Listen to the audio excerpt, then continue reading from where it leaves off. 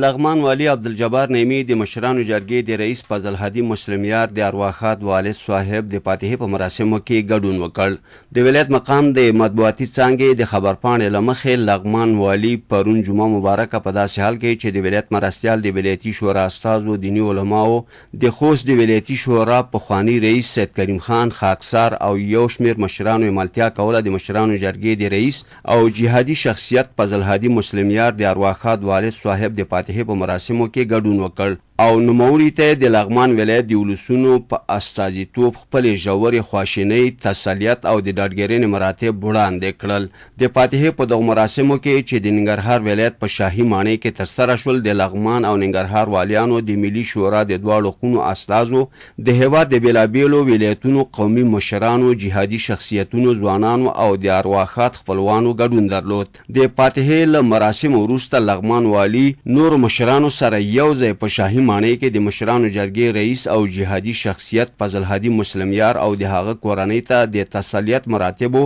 د وړاندې کولو ترڅنګ د ارواښاد په حق کې د دعا لاسونه لپه کړل.